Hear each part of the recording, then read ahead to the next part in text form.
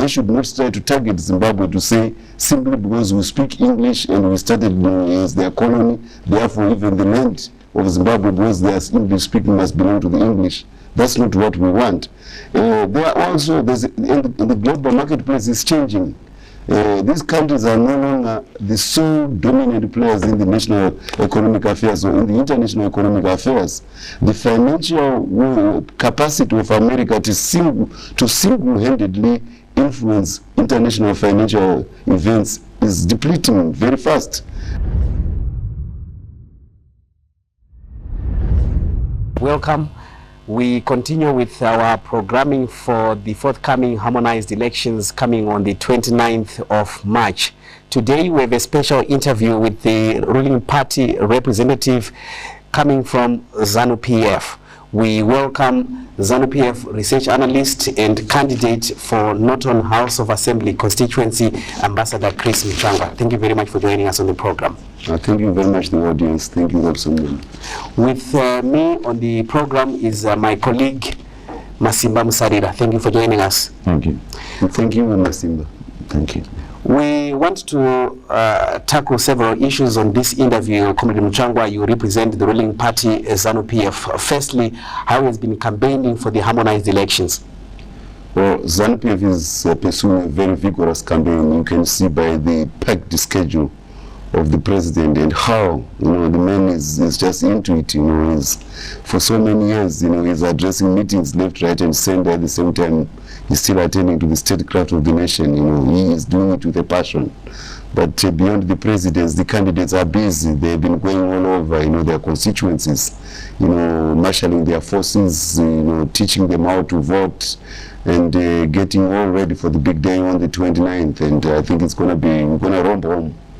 Your manifesto has been based on three basic things: land, sovereignty, and development through empowerment of indigenous Zimbabweans. Tell the nation, the electorate, why the focus on these three. Well, the focus on these three is that after 27 years, where we've been preoccupied first with the consolidation of independence, getting regional security without getting involved in Mozambique, in getting into the anti-apartheid struggle, helping Namibia, and the latter stages even going to safeguard our rear in the Congo. We have pretty much a cohesive regional force in place to push the agenda of development for the region. Then we had to address the internal issue, which were the relics of the British Empire, and this was most expressed in the land patterns of the country. And when we started addressing that issue, there was a reaction expectedly, because Zimbabwe is a rich resource country, and the British loved it. They basically see Zimbabwe as an extension of England. They think Zimbabwe is akin to Wiltshire or Sussex or Kent. So the backlash from the British has been heavy. We have spent 10 years trying to safeguard what we have gained, as they tried to have a post-imperial agenda on Zimbabwe, through using the unilateral power of America. We have gone through that. I think we've braved through a very, very difficult period. We're going to shake them off on the 29th of April. They will be off our backs. If they have to be around, they will be around just like any other power on earth, without any privilege accruing them courtesy of their colonial background to Zimbabwe, at least negative privilege. So we now face the big challenge: how to rebuild this economy so that we can have a Zimbabwe that we want, we Zimbabweans. This is the challenge, and the watershed is this election on the 29th.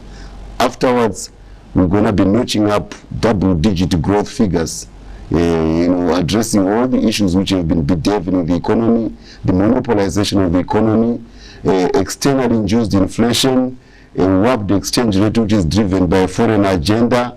All those things will be a thing of the past. And then into play will be our natural resources, because we're a very well-endowed country. Per capita, we are one of the richest countries on earth in terms of mineral endowment.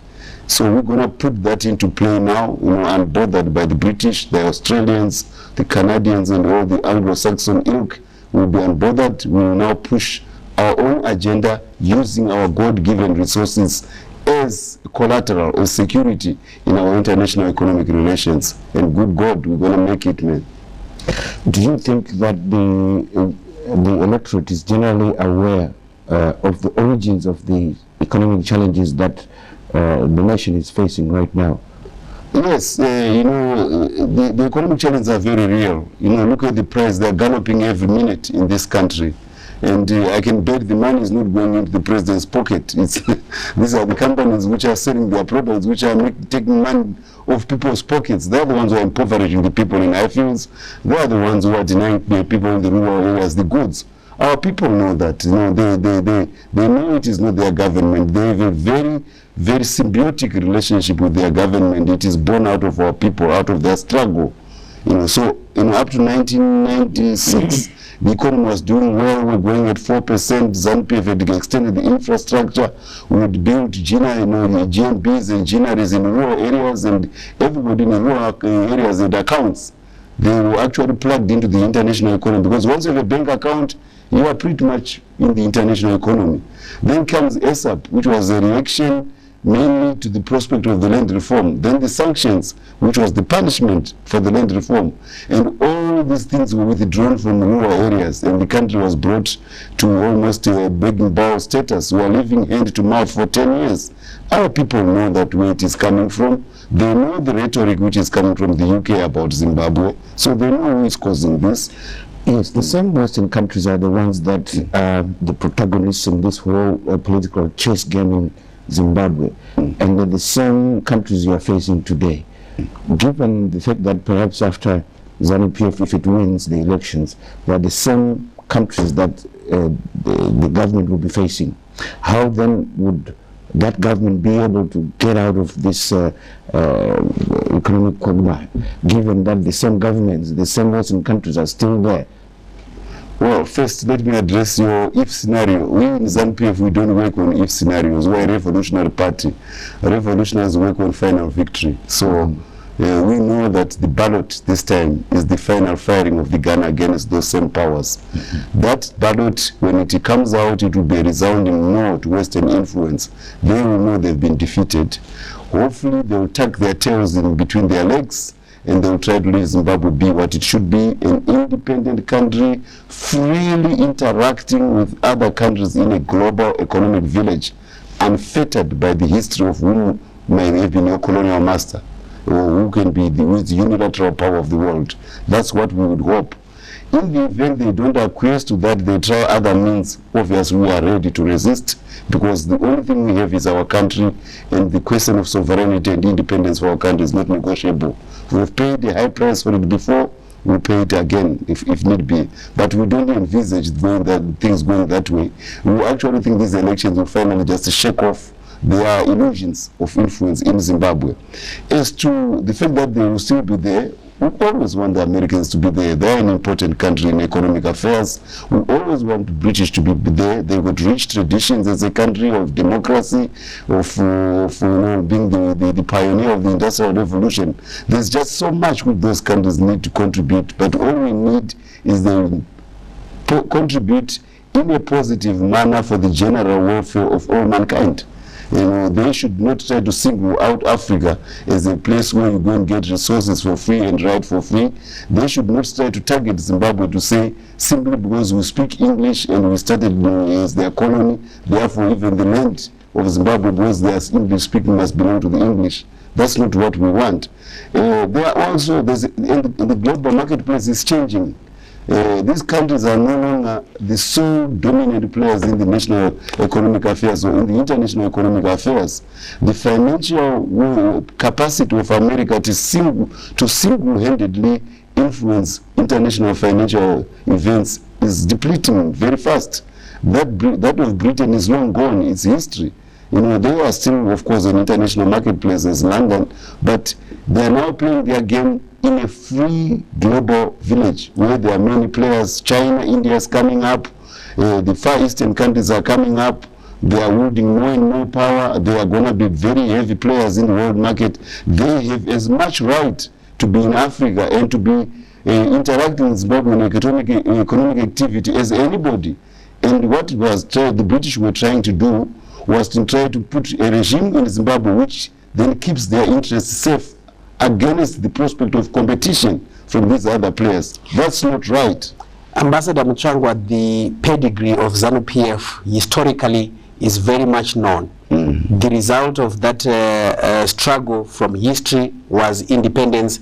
After independence came the challenges of sovereignty, the threats of sanctions coming on board as Zimbabwe fought hard to be a growing democracy, and those challenges at hand.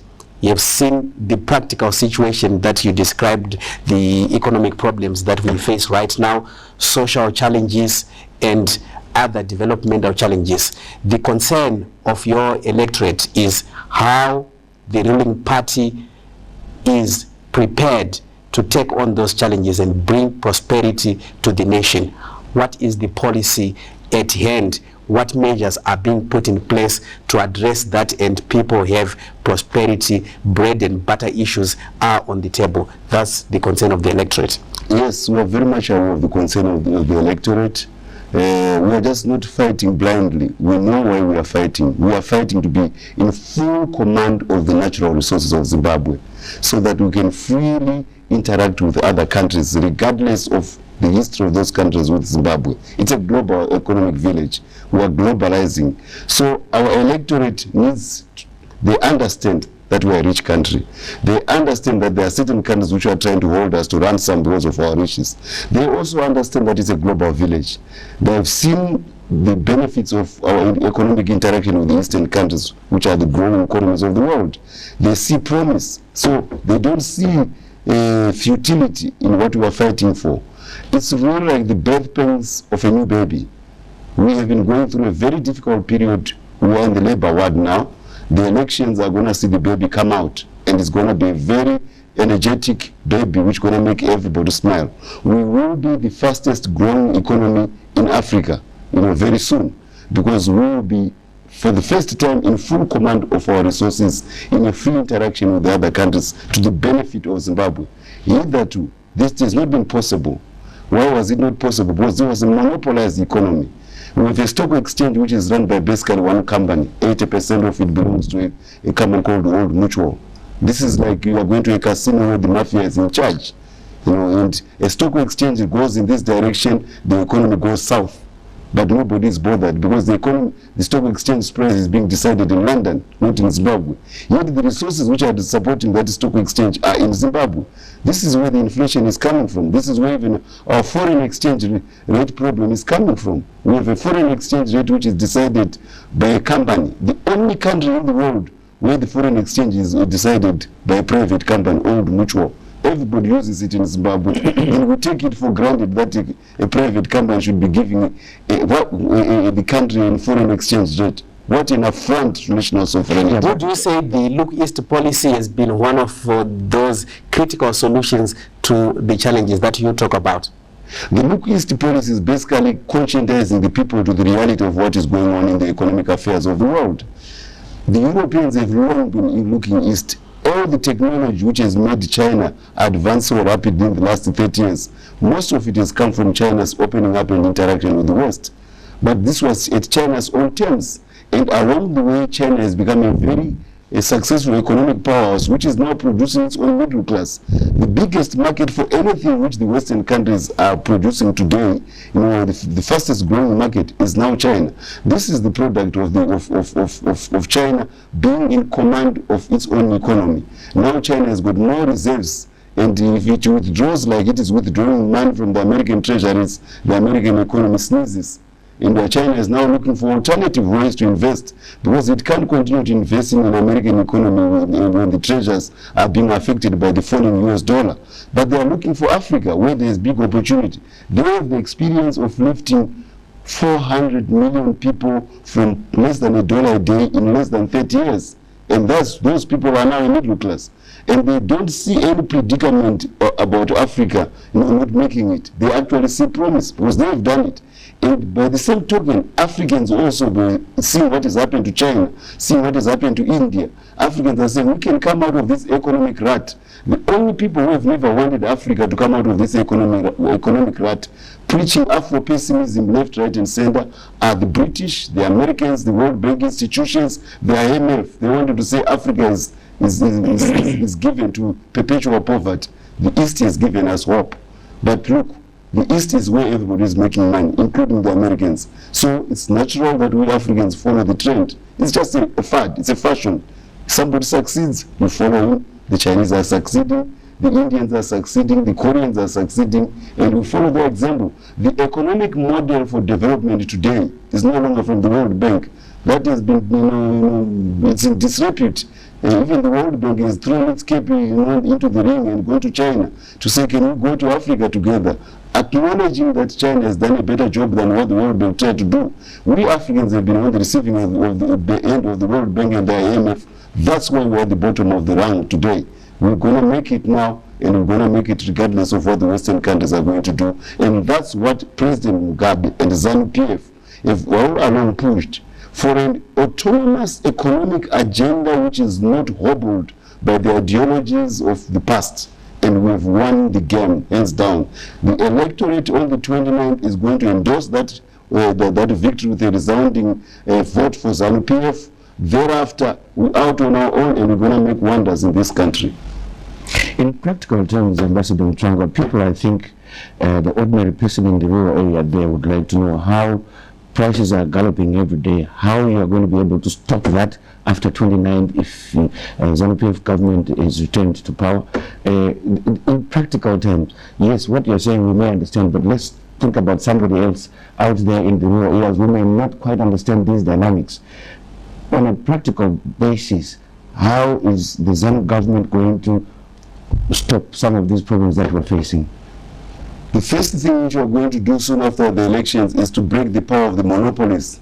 Because these monopolies are thriving on the protection of the former imperial power, which has been distracting this country from concentrating on real forward-looking economic activity. They brought in political contest to the leadership of Zimbabwe, sponsoring every puppet, every maverick of every ilk and kind, jumping into the ring and saying that challenging the legitimacy of Zanu PF, and above all, trying to contest the tried and tested leadership and the dependable leadership of Comrade Robert Mugabe. So that has created a distraction. Illusions are created all over the world. That's the government is going to fall. Don't invest in Zimbabwe. If you invest in Zimbabwe, if your investments may not be safe after Zanu PF has lost power. So that has created a very negative sentiment in investment. The second thing is the British have used their companies, which are the original colonial companies, which came in as under the charter of the Crown, the BSA company. The successor to the BSA company is the conglomerates of Anglo-American and Old Mutual, which are now on the world stage on nothing other than what they've got from Zimbabwe and Southern Africa. So we have been their driver, we've made them, but rather than play a positive role in this economy, they are going back to their roots of the colonial times. They pursue a political agenda because there are companies which were not founded on business merit, but they were found on imperial conquest. They cannot get themselves out of that fold. Obviously, Ambassador Mutsvangwa, it's about power, it's about milk and honey. But apart from agriculture, one of those policies under the spotlight, as you rightly said, that attracts these conglomerates to Zimbabwe is the mining sector in the country. And what comes to mind when you talk about Zimbabwe is the Great Dike. Tell us about the mining policy and how Zanu PF wants to drive it and convince the electorate that it's Zanu PF that is the real party to vote for. I'm delighted by the fact that as we were getting into the election, the president signed the mining indigenization bill. We are a very mineral-rich country. In fact, the whole history of Zimbabwe, when we built Naletale, when we built Rolo, when we built Kami, when we built Great Zimbabwe, and even starting with Mapungupu in South Africa, it's because we were a mining trading country. Boats would come, dhows would come into the Indian Ocean to come and dock and wait for gold which was coming from Zimbabwe until that gold made Europe become aware of who was Zimbabwe. So mining has always been what has given Zimbabwe its international glory. Agriculture is important for our domestic consumption, maybe for regional food security.